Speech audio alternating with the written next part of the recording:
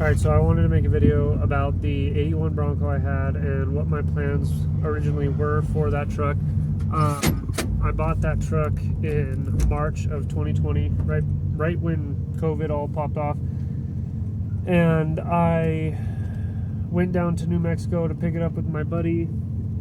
So the first thing that I wanted to do was I wanted to get a lift for it. And to begin with, I was looking at like BDS, Skyjacker, Rough Country, brands like that. And I was basically thinking that I'd get like a 6-inch lift and run like 35-inch tires.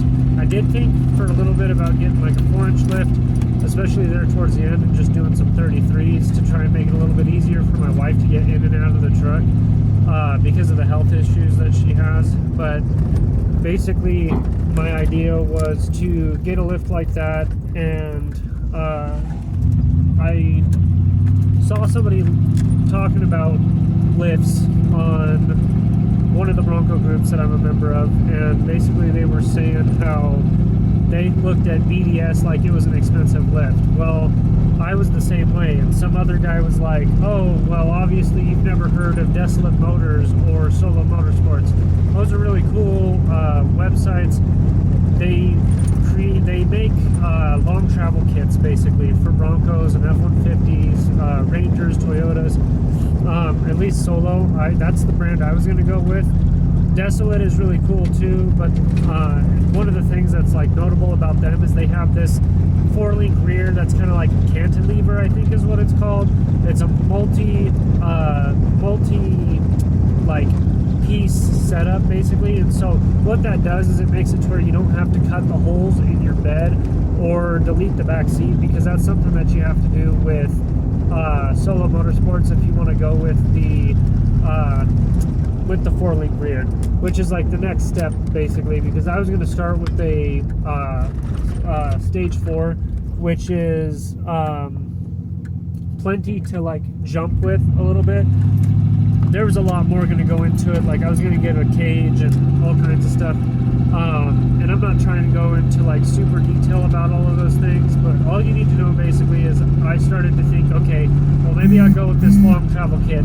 The one from Solo Motorsports would have given my Bronco just a little bit more wheel clearance or travel than the Raptor does.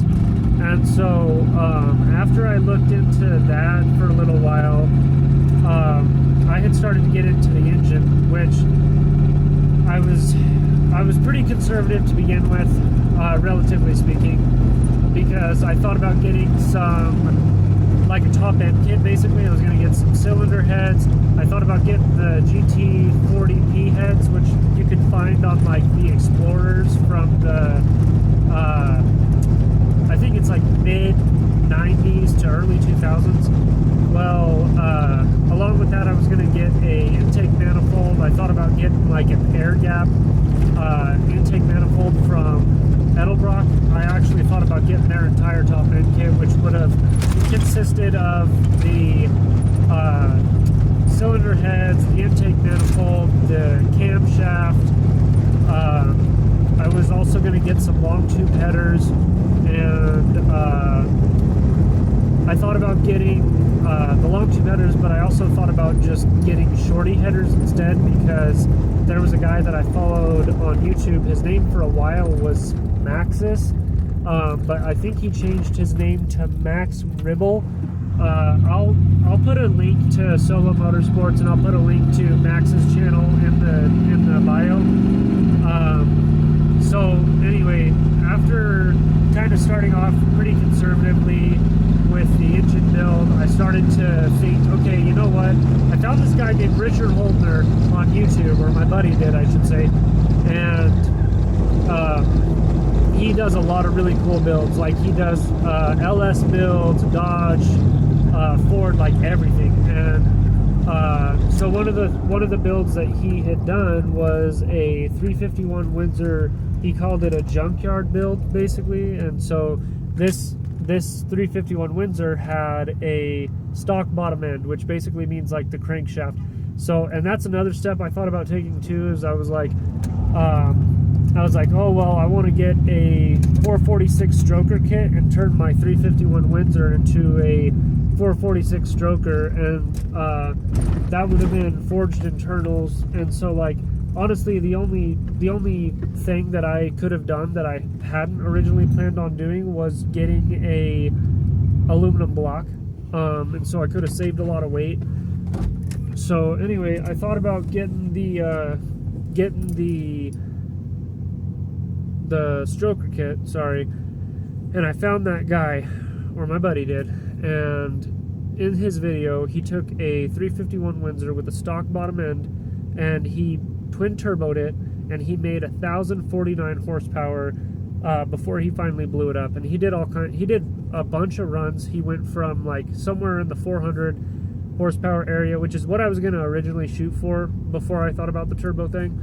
And then after a while I was like, why not? Because basically what I figured was this dude made all the way up to 1,029 or somewhere in that area. It didn't blow up. He did one more run after tweaking a few things. He made 1,049 horsepower. It did end up blowing up. That was with the stock crank. So in my mind I was like, if I use forged internals, the block can handle it. So I was like, I'll aim for somewhere in the 700 area, and basically I figured I would be able to reliably make somewhere in the 700 horsepower area.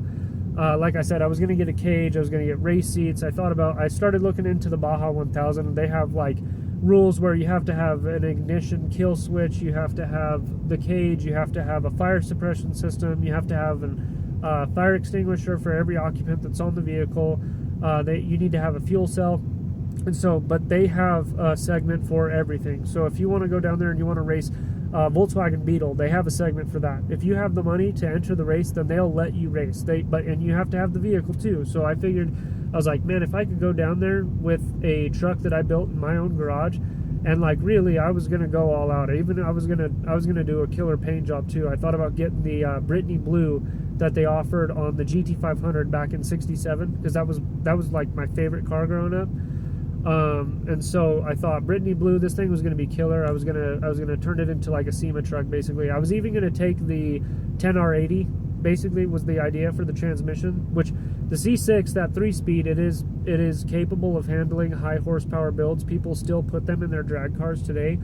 But I just kind of figured, I was like, honestly, why skimp out anywhere, basically? So I was like, 10R80, get that 10-speed automatic, and that would have finished it off, basically, and just spare no expense, you know. But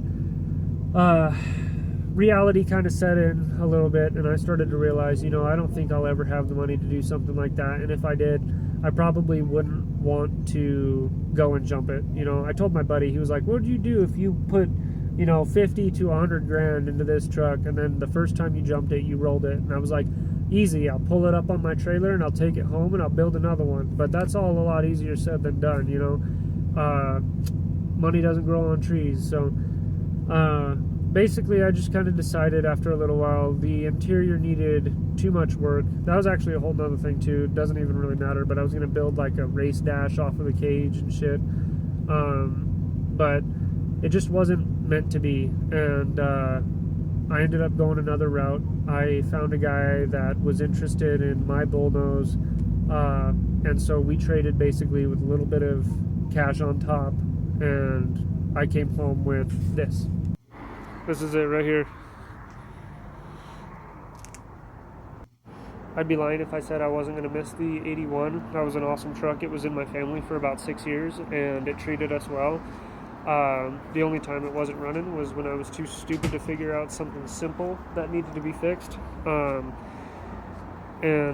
be lying if I said I wasn't going to miss it, but I think that I got pretty lucky. This one's got the 6-inch lift and the 35-inch tires. It's got the 351 Windsor, so I'm really happy with it. I think it's a beautiful truck. You guys tell me what you think in the comments, alright?